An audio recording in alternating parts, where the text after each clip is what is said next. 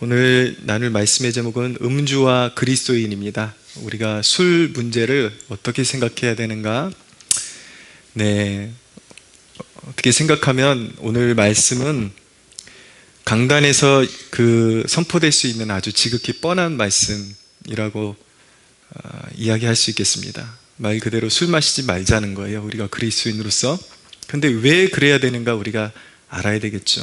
하나의 우리가 술 마시지 말자 그리스도인으로서 그것이 하나의 어떤 도덕적인 규율에 지나지 않는다면 그것이 우리에게 큰 의미가 무엇이 있겠습니까? 우리는 세상에서 얻을 수 없는 것들을 얻어가는 사람들이잖아요. 근데 이 시대 가운데 이런 이야기 교회 안에서조차 이제 이런 설교를 하는 것이 진부한 일이 되었고, 아무리 설교해도 이제 성도들이 듣지를 않습니다. 이제는 자기 멋대로 판단해 갖고 사는 시대가 되었기 때문에 분명히 이 설교한다 그래서 그렇게 잘 먹히지 않을 것을 제가 알고 있어요. 왜냐하면 그 하나님의 말씀에 절대 그런 어떤 권위보다 내 뜻을 더 중요시하는 시대가 되었기 때문에. 그러나 설교를 하는 이유는 그것이 항상 마지막 종착점 앞에서, 하나님 앞에서 그것이 증거가 될 것이기 때문에. 구약의 선지자들도 보면은 심판이 올 것이다, 행한 대로 받을 것이다, 그렇게 항상 선포했지만 사람들은 듣지 않았거든요. 근데 그 사역이 헛되지 않은 것이 하나님께서 반드시 인류에게 경고하신 대로 하나님은 심판하실 것이기 때문에 이 설교가 의미 없는 것이 아닙니다. 여러분들이 언젠가 아주 인간에게 혹독한 그러한 날들이 다가올 때에 그때는 비로소 깨닫게 될 거예요. 우리가 하나님의 자녀들로서 너무 허술하게 살았구나, 너무 엉성하게 살았구나, 결국은 우리가 거룩함이 없이 살아서 이 열매를 받는구나 라고 그렇게 깨닫는 날이 올 거거든요.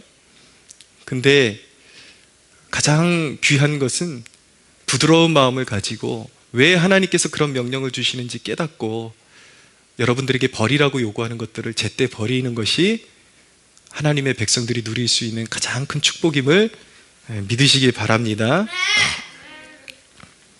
술 마시지 말라는 것이 요즘 가르치면은 많은 목사들이, 이건 선교사들이 초창기에 들어와서 우리나라에 심어준 기독교의 관습일 뿐이다. 그건 진리와 거리가 먼 것이니까 술 마셔도 된다라는 가르침이 이제 압도적으로 이제 우세하기 시작했습니다. 그들의 주장은 우리나라에 최초에 들어왔던 선교사님들이 우리나라를 보니까 사람들이 도박과 술 마시고 호색하고 그런 짓밖에 안 하는 우리나라의 실정을 보면서 특단적인 조치가 필요했기 때문에 금주를 시킨 것이지, 그것이 기독교 진리와는 그렇게 큰 관계가 없다라고 그렇게 가르치면서 고삐가 풀린 망아지처럼 오늘날 성도들이 마음대로 이렇게 술을 마시고 그렇게 자기 육신의 뜻대로 사는 그런 모습들을 보게 됩니다. 근데 과연 여러분, 선교사들이 이 나라에 처음 왔을 때만 이 나라가 방탕하고 술 마시고 범죄하고 그랬을까요? 아니요. 제가 오늘 너무나도 여러분들이 쉽게 검색만 해봐도 통계를 알 수 있기 때문에 술 마시고 얼마나 많은 사람들이 죄를 범하고 있는지 통계를 쉽게 접할 수 있기 때문에 일일이 통계는 여러분들에게 말씀드리지 않지만, 오늘날이 그 어느 때보다도 술 마시고 범죄하는 일이 너무나도 비일비재 일어나고 있는 시대라고 말할 수가 있습니다. 술과 범죄가 긴밀하게 이어지는 이유를 의사들은 어떻게 의학적으로 설명을 하냐면, 술을 마시게 되면 뇌세포가 위축이 되고 뇌 부피가 감소하게 됩니다. 그리고 쾌락중추와 그것을 조절하는 전두엽, 그런 뇌 부위에 이상이 발생하게 돼서 쉽게 말하면 판단력이 흐려져서 자기를 조절할 수가 없는 상태로 가버리는 것이죠. 그래서 술 마시는 사람들 이야기 들어보면 난 안 취했어, 그런데 항상 이상한 말을 하고 했던 말 또 하고 이상 징후가 벌어지거든요. 그렇게 항상 판단력에 그런 어떤 저하를 술이 가져오게 되어 있다는 것입니다. 필라델피아의 한 판사가 미국의 필라델피아의 한 판사가 했던 말이 무엇이냐면, 우리는 범죄의 5분의 4가 술의 영향 아래서 감행된 것임을 밝혀낼 수 있다. 사형 선고를 받은 20명의 죄수 가운데서 술이 그들의 살인사건에 직접적이거나 혹은 간접적인 원인이 되지 않은 예는 한 건도 없다라고 그렇게 이야기할 정도였습니다. 그러면 성경은 술에 대해서 뭐라고 말씀하고 있는가? 성경이 말씀하는 술에 대한 평가를 제가 잠시 읽어드리겠습니다. 잠언 20장에 보면 20장 1절에 보면 포도주는 거만하게 하는 것이요 독주는 떠들게 하는 것이라 이에 미혹되는 자마다 지혜가 없느니라 라고 말씀합니다. 잠언 23장 29절 이하에 보면은 이렇게 말씀합니다.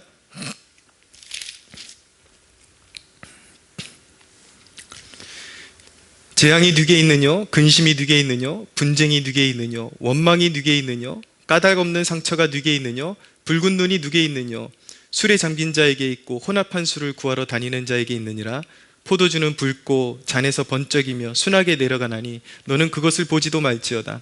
그것이 마침내 뱀같이 물 것이요 독사같이 쏠 것이며 또 내 눈에는 괴이한 것들이 보일 것이요 내 마음은 구부러진 말을 할 것이며 너는 바다 가운데 누운 자 같을 것이요 돛대 위에 누운 자 같을 것이며 내가 스스로 말하기를 사람이 나를 때려도 나는 아프지 아니하고 나를 상하게 하여도 내게 감각이 없도다. 내가 언제나 깰까 다시 술을 찾겠다 하리라 라고 말씀합니다. 분별력을 잃게 해서 이성을 상실하게 만들고, 이런 것이 술이기 때문에 결국은 술을 좋아하는 자는 부끄러움을 당하게 되어 있기 때문에 쳐다보지도 말라라고 말씀하고 있는 것입니다. 오늘 로마서에도 보면은 어둠의 일을 벗어버리라고 말씀하고 있는데 이제 주님의 심판대가 가까이 오고 있다라는 말씀이에요. 어둠의 일을 벗어버리라는데 그것의 부연이 어디 나오냐면 구체적인 항목이 어디 나오냐면 13절 하반절에 보면 술 취하지 말라. 그리고 음란하고 호색하지 말라. 이제 밤이 깊었기 때문에 세상 사람들처럼 살지 말고 어둠의 일을 벗어버리라라고 말씀하는데 그 어둠의 일 중에 한 가지가 무엇이냐면 술 취하지 말라라는 말씀인 것입니다. 술 마시지 말라는 것은 단순한 도덕적인 명령 이상의 의미를 가지고 있는 것입니다. 성경을 보면 에베소서에도 술과 성령을 대적관계로 말씀하고 있는 것을 알게 됩니다. 술 취하지 말라 이런 방탕한 것이니 오직 성령으로 충만함을 받으라. 오직 성령으로 충만함을 받으라. 술과 성령의 공통적인 특징이 있는데 그것이 무엇이냐면 채우는 거예요. 근데 술로 채워지면 이성을 상실하게 됩니다. 그런데 성령이 주시는 어떤 특징이 있기 때문에 성령도 우리의 인격에 무언가를 채우는데 성령이 주시는 것은 술과 비슷한 성격을 가지고 있는데 결과가 너무나도 다르기 때문에 술을 탐하지 말고 술 취하지 말고 성령의 충만함을 받으라 라고 말씀하고 있는 것입니다. 할렐루야. 네. 그러면 성령은 왜 성령을 우리가 충만함을 사모해야 되는가? 왜 성령의 충만함을 받아야 되는가? 성령은 첫째로 기쁨을 주십니다. 사도행전에 보면 오순절에 사도 베드로가 이제 그 성령 충만의 사건에 대해서 설교를 하는데 그 성령 충만을 옛 다윗이 경험한 그 기쁨에 비교하고 있는 것을 보게 됩니다. 사도행전에 있는 말씀을 좀 찾아서 읽어드리겠습니다.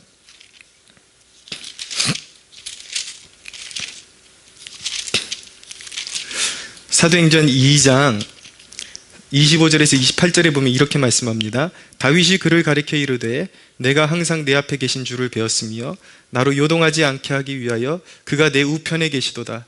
그러므로 내 마음이 기뻐하였고 내 혀도 즐거워하였으며 육체도 희망에 거하리니 이는 내 영혼을 음부에 버리지 아니하시며 주의 거룩한 자로 썩음을 당하지 않게 하실 것이미로다. 주께서 생명의 길을 내게 보이셨으니 주 앞에서 내게 기쁨이 충만하리로다 하였으므로 라고 말씀합니다.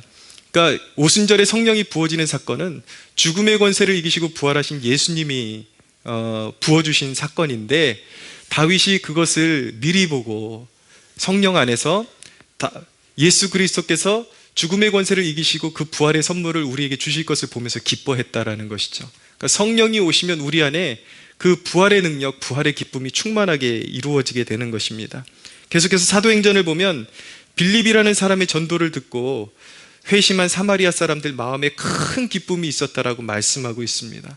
그리고 빌립에게 에디오피아 내시가 예루살렘에 예배하러 왔다가 돌아가는 길에 빌립을 만나서 복음을 듣고 세례를 받게 됐는데, 그때 문맥을 통해서 그가 성령의 세례를 받았다라는 것을 알게 되죠. 그랬더니 그가 돌아갈 때 큰 기쁨으로 돌아갔다라고 그렇게 말씀하고 있습니다. 성령이 임하시니까 마음에 기쁨이 있는 거예요. 참된 기쁨. 그리고 바울과 바나바가 비시디아 안디옥이라는 곳에서 복음을 전파했을 때 그 말씀을 받은 제자들이 성령과 기쁨으로 충만했다라고 말씀하고 있는 것입니다. 성령이 임하실 때에 죄의 속박으로부터의 자유, 천국의 즐거움, 아름다움, 하늘의 은혜들을 우리의 심령 가운데 기쁨이라는 감정을 통해서 전달하시는 것입니다. 성령이 임하실 때 그 기쁨이라는 감정을 통해서 하나님 나라가 얼마나 아름답고 구원의 기쁨의 즐거움에 참여하는 것이 얼마나 즐거운 일인지를 성령께서 우리 마음에 이렇게 터치해 주시는 거예요. 그래서 성령께서 우리 마음에, 우리가 예배 가운데 진정한 은혜를 받고 참된 은혜를 받으면 어떤 근심 가운데 예배에 참여했다가 그런 것들이 싹 녹아지면서 마음의 기쁨과 즐거움과 환희가 깃드는 것을 보게 되는 것입니다. 그래서 이사야서 35장 10절에 보면 여호와의 속량함을 받은 자들이 돌아오되 노래하며 시온에 이르러 그들의 머리 위에 영영한 희락을 띠고 기쁨과 즐거움을 얻으리니 슬픔과 탄식이 사라지리로다 라고 말씀하고 있습니다. 오늘 이 예배 가운데 성령의 그 터치하심을 경험하는 여러분들 되시기를 축복합니다. 여러분들의 마음의 근심이 사라지고 영적인 기쁨과 즐거움을 맛보는 축복이 있게 되기를 바랍니다. 그런데 반면에 술은 똑같이 채워요. 성령이 채워지면 기쁨이 오는데 사람들이 그 기쁨을 얻기 위해서 술을 마시죠. 그런데 술을 마시면 즐거운 것 같고 화기애애한 것 같지만 사실은 반대인 거예요. 사람을 염려에 메워놓고 과거에 집착하게 만들죠. 제 말이 틀렸나요? 여러분들 술을 마시고 대화 내용을 여러분들이 한번 이렇게 면밀히 살펴보십시오. 늘 했던 얘기 또 하고 과거에 집착하고 마시고 나면 떠들 때뿐이고 혼자 있을 때 염려에 붙잡히게 되는 것, 그게 바로 술의 영향력이라는 것입니다. 오히려 술에 임박였던 사람들, 술 때문에 인생을 망칠 뻔했던 사람들이 성령을 경험하게 되면 철저히 술을 배격하게 되는데, 그 사람들은 몸으로 그 술과 성령의 그 성질을 체험했기 때문이에요. 성령이라는 것, 술이라는 것은 기쁨을 주는 것이 아니라 상념에 붙잡히게 만들고 하나님과 더 멀어지게 만들어서 인생을 피폐하게 만들었었는데, 성령을 경험하고 나니까 술에서 경험할 수 없었던 진정한 기쁨과 즐거움을 맛보게 되니까, 맞다, 이들이 깨닫게 된 것이죠. 진정으로 더욱 하늘에 속한 기쁨과 즐거움을 추구하려면 이 세상에 속한 가짜 즐거움, 가짜를 벗어버려야 되는데, 술이 바로 그런 존재이기 때문에 오히려 그런 경험을 했던 사람들은 술을 철저히 배격하고 더욱 하나님 안에 성령 안의 즐거움을 더욱더 사모하게 되는 그런 모습들을 보게 되는 것입니다. 사랑하는 여러분, 우리에게 성령님만이, 오직 우리 주님 되신 예수 그리스도의 영이 되시는 성령님만이 참된 기쁨과 즐거움을 우리에게 주심을 믿으시기 바랍니다. 성령은 두 번째로 만족을 주십니다. 충만이라는 의미는 채워진다라는 뜻이에요. 그리고 흔들림이 없이 견고히 세워진다라는 뜻이기도 한 것입니다. 모든 것을 가져본 사람들이 이구동성으로 하는 말이 무엇인지 아십니까? 공허하다라는 것입니다. 참 허탄하다, 공허하다. 연예인들 얘기 들어보세요. 팬들이 극성이는 그 자리에서 떠나고 나서 혼자 있을 때에 얼마나 공허한지, 아무도 채워질 수 없는 그 공허함. 사람들이 다 사랑해지고 인기를 얻으니까 그 사람들이 굉장히 마음에 큰 만족이 있을 것 같죠? 아니요. 늘 죽고 싶다 그래요. 채워지지 않는 것이죠. 그 공허함이. 왜냐? 인간이 영적인 존재이기 때문에 그 영의 공간이 채워지지 않으면 인간은 결코 만족할 수가 없는 존재로 지어진 것입니다. 하나님께서 인간을 그렇게 만드셨어요. 술로 공허를 달랜다고 하지만 술을 마시게 되면 오히려 모조품들을 더 끌어당기게 됩니다. 긴밀하게 술을 마시게 되면 반드시 연결되는 것이 있는데 성적인 것을 갈급하게 돼요. 술을 마시게 되면 더 자극적인 것을 찾게 해서 죄에 빠지게 만들어 버리는 것입니다. 그래서 만족을 주는 것이 아니라 오히려 비관에 빠지게 해서 잘못된 선택을 하도록 부추기는 역할을 하는 것이죠. 안타까운 소식들을 듣습니다. 생활고에 시달리던 그런 가장이 잘 견디고 있었어요. 가족들하고 조금만 견디면 된다, 조금만 견디면 된다. 근데 어느 날 술을 마시고 생각이 변한 거예요. 이렇게 살아서 무엇하랴. 그래서 자식들 다 죽이고 마지막에 자기까지 자살을 선택하는 그런 악한 영향력이 무엇의 지배하에 다 이루어지고 있습니까? 술의 지배하에 이루어지고 있는 것입니다. 성경은 악은 그 모양이라도 버리라고 말씀하셨는데 오늘날 그리스도인들이 귀신이 가장 잘 사용하는 무기인 술을 그렇게 좋아한단 말이에요. 탐낸단 말이에요. 그건 하나님의 뜻과 정반대로 가고 있는 것입니다. 그러나 여러분, 성령님은 항상 오셔서 만족하게 하십니다. 우리의 영혼이 만족되면요, 두려움이라는 감정이 사라지게 됩니다. 우리 아이가 화장실 갈 때마다 아직은 무서움을 느끼기 때문에 아빠 같이 가요, 아빠 같이 가요 그러는데 어른과 아빠와 함께 한다는 그 자체로 아빠가 따라가기만 하면 노력하지 않아도 그 안에 있는 두려움이라는 감정이 사라지고 이렇게 만족, 충만한 상태가 되는 거죠. 영적으로 마찬가지인 거예요. 하나님이 우리와 함께 하시고 성령님이 함께 하시는 순간 성령으로 채워지게 되면 우리의 앞길에 있는 불안과 두려움이 사라지게 되는 것입니다. 할렐루야. 여러분, 우리가 한 달에 한 번씩 성찬을 하는데 성찬식의 의미도 바로 그런 예수님이 우리의 피로를 채우신다라는 의미를 가지고 있는 것입니다. 예수님께서 빵을 떼면서 자기의 몸을 나눠주시고 살을 나눠주시고 포도주를 통해서 자기의 피를 우리에게 나눠주시는 것을 보여주고 있는 것이죠. 가시적으로.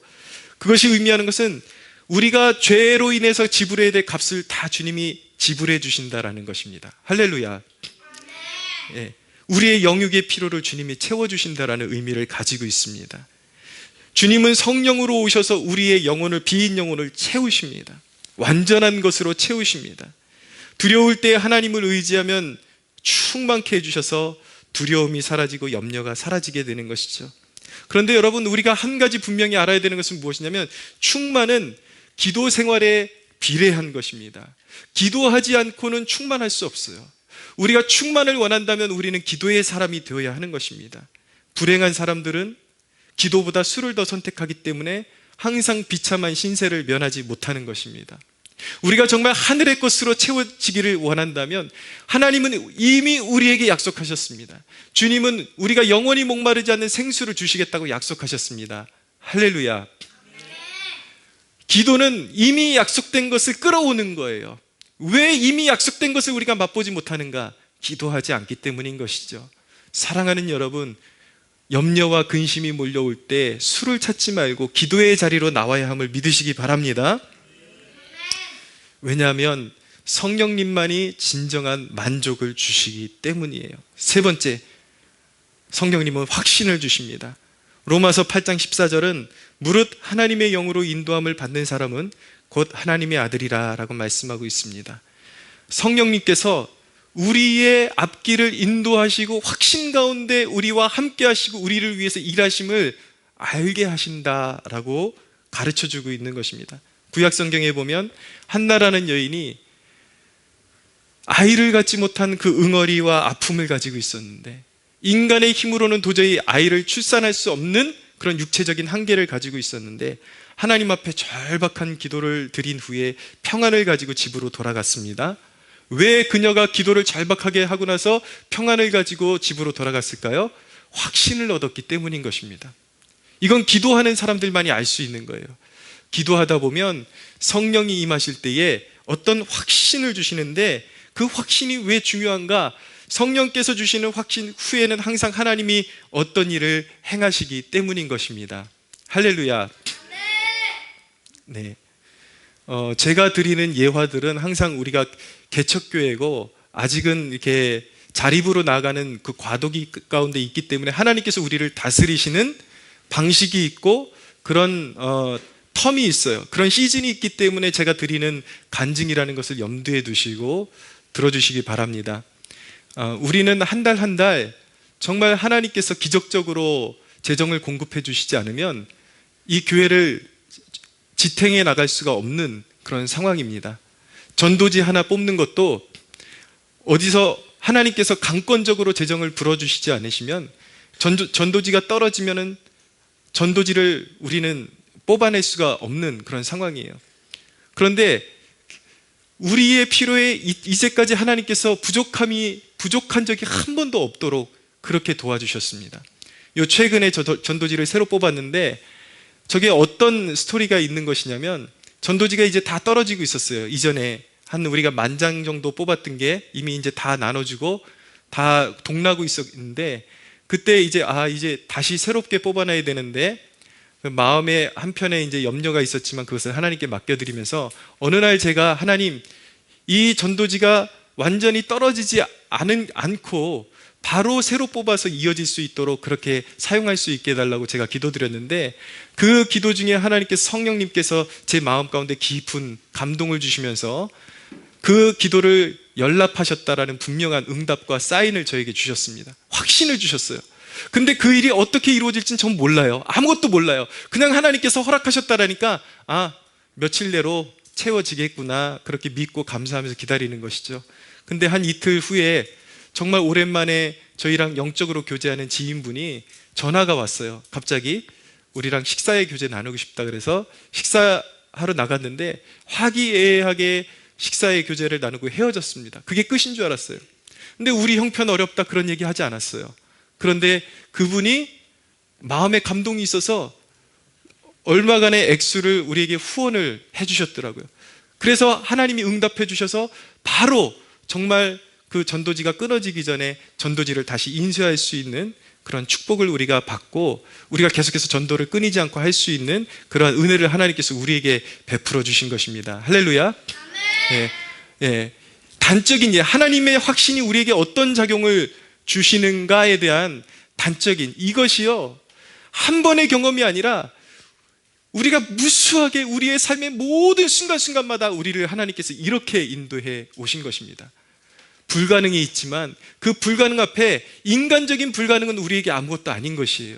하나님께서 우리에게 기도할 때 하나님께서 내가 그 기도를 받았고 내가 이룰 것이다라는 그 확신만 주시면 그것은 우리가 어떻게 이루어지지 그 방법을 몰라도 돼요. 하나님이 전능하신 능력으로 이루심을 믿으시기 바랍니다. 그래서 하나님은 성령님은 확신을 주신다. 그렇기 때문에 성령의 충만함을 받아야 하는 것입니다. 어떤 목사님이 설교하는데 들어보니까 성도들이 얼마나 힘들면 술을 마시겠느냐 우리가 좀 이해해줘야 된다라고 그렇게 이야기하는 설교를 제가 들은 적이 있는데 이건 목사가 할 수 있는 설교 중에 제일 한심한 설교이고 제일 비참한 설교인 것입니다. 성도들이 성령의 역사를 안다면 성령의 은혜를 안다면 술을 추구하지 않고 외로움과 허탄함과 그 어려움을 항상 하나님을 찾는 쪽으로 에너지를 쏟을 텐데 성도라 이름하는 백성들이 성령을 추구하는 것이 아니라 늘 인생이 힘들고 곤고하면 술을 추구한다라는 것이 얼마나 비참한 일입니까? 목사가 해야 될 일들은 성도들이 알지 못하는 영적인 세계에 대해서 알게 해줘서 사모함을 불러일으켜야 하는 것인데 시대가 어둡다 보니까 설교조차도 목회자들조차도 세상과 타협해가는 이 모습 이것이 얼마나 불행한 것인지를 우리는 알아야 하는 것입니다. 여러분 미국의 제이미 모건이라는 여자 목사님이 계신데 이분이 알코올 중독자였다가 하나님을 인격적으로 만나고 술을 마시지 말아야 할 이유에 대해서 50가지로 정리했는데 그 중에 제가 몇 가지만 뽑아서 제 가슴에 와닿았던 것들을 소개해 드리겠습니다. 몇 가지만 말씀드립니다. 제이미 모건 목사가 이렇게 말했습니다. 내가 자제해서 적당하게 알맞게 하는 것을 나의 자녀들은 넘어서서 극단으로 한다.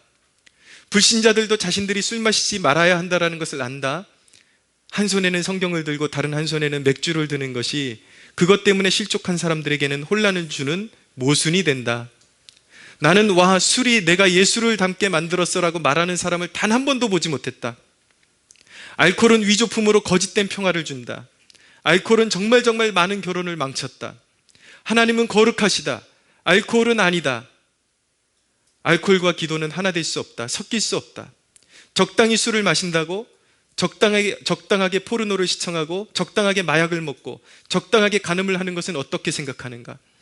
알코올은 우리를 불순한 생각으로 가득 채운다라고 이야기를 했습니다. 여러분은 이 설교를 들으면서 여전히 술 한잔 하는 게 그렇게 나쁜 것이 아니잖아요. 그렇게 나쁜 것은 아니잖아요. 라고 그렇게 속으로 대답할 수도 있습니다. 그런데 여러분들의 마음을 모르는 것은 아니에요. 그러나 그런 질문을 설교자에게 하는 것은 아주 그 질문 안에는 깊은 메시지가 담겨 있다는 것을 알아야 하는 것입니다.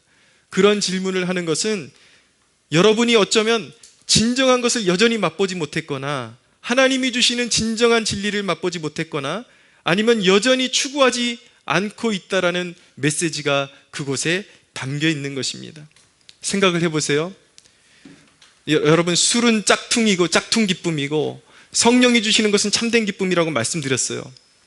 근데 여러분들이 장성한 어른이 돼서도 진정한 참된 것을 찾지 못하고 장난감 가지고 노는 게 그렇게 나쁜 건 아니잖아요 라고 하는 수준에 계속 머물러 있다면, 가짜를 가지고 노는 것이, 가짜를 가지고 추구하는 것이 그렇게 나쁜 일은 아니잖아요. 그렇게 잘못된 일은 아니잖아요. 여러분, 성인이 됐으면 진짜 차를 몰아야 되는데 정신적으로 문제가 있어갖고 늘 장난감 차만 가지고 놀고 있다 그러면, 하나님이 많은 축복을 주셔서 진짜 차를 주실 수도 있는데 나는 괜찮아요, 나는 가짜가 좋아요, 나는 여전히 장난감이 좋아요, 그 수준을 면하지 못하고 있다면 심각한 결함이 아니겠습니까? 성장이 덜 된 것이죠. 진짜가 있다라는 것조차도 모르고 있는 유아기적인 생각을 벗어나고 있는 문제인 것이죠. 여러분, 술을 좀 마셔도 그렇게 기독교인으로서 나쁘지 않은 거잖아요 라는 질문 안에는 그 사람 안에 어쩌면 영적인 정보가 담겨 있지 않다라는 증거일 수도 있다는 것이 심각한 문제인 것입니다. 하나님 나라의 그 영화로움, 영적인 즐거움, 그 평안, 그 기쁨, 그리고 우리가 받게 될 영적인 유업에 대해서 진정으로 우리가 조금이라도 맛보고 생각할 수 있다면 제가 드리는 말씀이 무엇인지를 여러분들이 알 수 있게 된다는 것입니다. 여러분, 제가 드리는 설교가 여러분들을 항상 어떤 기로 앞에, 선택 앞에 세운다는 것을 여러분들 아셔야 하는 것입니다. 여러분들은 어쩌면 설교단에 이렇게 예배에 와가지고 주님이 제시하시는 좁은 문으로 들어오라고 말씀하고 있는데 그 좁은 문 앞에 서서 여전히 들어오지 않고 있는 여러분들일 수도 있습니다. 그러나 여러분, 구원받으려면 어떻게 해야 되는지 아십니까? 좁은 문을 바라보고 있으면 안 되는 것이고 믿음으로 좁은 문으로 들어와야 하는 것입니다. 할렐루야. 하나님의 나라가 여러분들의 마음에 들어올 수 있도록 예수님을 영접해야 하는 것입니다. 그러면 진정으로 하나님 나라가 들어와요. 영적인 것을 맛볼 수 있게 되는 것입니다. 그러면 가짜를 추구하지 않게 되는 것입니다. 여러분들의 영적인 그런 마음 안에 진실한 것을 추구할 수 있는 하나님 나라가 자리 잡게 되기를 축원합니다. 망설이면 안 됩니다. 이것은 인간의 생사를 가르는 문제입니다. 여러분, 그리스도인의 삶의 목적의 관점에서 음주 문제를 우리가 조명해 보아야 합니다. 우리가 부름받았다라는 것, 구원으로 부름받았다라는 것은 어떤 의미를 가지고 있습니까? 주님은 우리를 빛으로 부르신 것입니다. 세상의 빛으로. 여러분, 구원을 단순히 천국 가기 위한 티켓을 끊는 것이라고 착각해서는 안 되는 것입니다. 천국 가는 백성은 어떻게 살아야 하는가? 진정으로 천국 가는 믿음을 가지고 있는 사람은 그냥 마음대로 살다가 죽으면 천국 가면 되지가 아니라 지금 이 순간부터 예수님의 성품을 닮아가야 하는 것이고 예수님의 사명에 동참해야 하는 것입니다. 우리는 하나님 나라의 파수꾼이에요. 우리 한 사람 한 사람은 때때로 한 직장이나 한 가정의 영적인 운명을 이끄는 리더이며 가장으로 세워져 있다는 것을 기억해야 하는 것입니다. 그것은 귀한 생명들을 태우고 하는 운전과 같은 거예요. 우리가 영적으로 귀한 우리의 가정의 구성원들을 태우고 운전을 하는 것입니다. 영적인 운전을 하는 것입니다. 내가 판단을 흐려지고 내가 분별을 잘못하고 사고를 내면 다 죽을 수도 있다는 것을 알아야 되는 것입니다. 어떤 사람들은 이런 설교를 하면 그렇게 질문하는 사람들이 있을 거예요. 우리의 선장은 예수님 아닌가요? 진정한 운전대를 잡고 있는 분은 예수님 아닌가요? 맞습니다. 그러나 현실의 가시적인 세계에서 운전대를 잡고 있는 것은 우리고 그것을 컨트롤하시는, 다스리시는 분, 그분이 영적인 운전대를 잡고 계신 분이 예수님인데, 우리가 술 취하고 방탕한다면, 우리가 술로 분별력이 흐려진다면 주님은 우리에게 지혜를 주시지 못할 것입니다. 주님은 우리에게 총명을 주시지 못할 것입니다. 주님은 우리에게 올바른 정신과 깨어있는 마음을 가지고 주님을 추구할 때에 주님께서 우리의 인생의 운전대를 주님께서 붙잡아 주시고 우리에게 지혜를 주시고 총명을 주시고 능력을 주시는 분이심을 믿으시기 바랍니다. 여러분, 세상도 보십시오. 술 한 잔만 마셔도 음주운전은 처벌을 받습니다. 우리가 인생의 운전대를 붙잡고 분별을 잃어서는 안 되는 것입니다. 우리는 항상 주님께 묻고, 때때로 우리가 실패일 때 실패한 그 실패 속에서 교훈을 깨닫고 또다시 정신 차리고 주님의 뜻에 순종할 수 있는 믿음의 백성들이 되어야 하는 것입니다. 분명한 것은 구원은 믿음으로 받습니다. 그러나 성경은 뭐라고 말씀하는가? 술 취하는 자는 하나님 나라를 유업으로 받지 못한다. 천국 못 간다라는 거예요. 왜인지 아십니까? 그것은, 술을 즐긴다라는 것은 하나님을 찾지 않고 술을 찾는 것이 아직도 변화받지 못한 심령을 증거하기 때문인 것입니다. 말씀드렸잖아요. 진짜를 맛본 사람은 진짜를 계속 추구하게 되어 있어요. 왜 가짜를 계속 끌어당기는가? 진짜를 맛보지 못했기 때문이에요. 여러분, 변화받아야 하는 것입니다. 천국 가는 믿음을 소유해야 하는 것입니다. 여러분들에게 주신 믿음은 천국 가는 믿음이요, 진짜를 여러분들의 심령으로 끌어오는 믿음이라는 것을 믿으시기 바랍니다. 여러분, 이 설교는요, 단순히 금주 설교가 아닌 것입니다. 단순히 술 마시지 말라는 설교가 아닌 것입니다. 잘 알아들으셔야 돼요. 금주하라는 것은 우리 몸과 마음을 주님께 온전히 드리기 위한 예비 작업에 필요한 것입니다. 여러분, 많은 사람들이 바리새인과 같은 믿음을 갖는 사람들이 있습니다. 나는 교회 나오고 술 마시니까 나는 천국 백성이야. 나는 하나님의 자녀야. 나는 모든 것이, 나는 부족함 없는 사람이야 라고 그렇게 착각하는 사람들이 있지만, 술 마시지 않고 하나님을 추구하지 않는다면 그것이 바로 종교인이요 바리새인과 같은 사람이라는 것을 우리가 알아야 되는 것이고, 왜 술 마시지 말라 그러는가? 이 땅에서 우리가 인간이 추구할 수 있는 것보다 더 좋은 것을 추구하기 위해서 우리는 거짓된 것을 버리는 것입니다. 할렐루야. 사랑하는 여러분, 예수님께로 나아가십시오. 예수님과 동행하십시오. 성령의 충만을 사모하십시오.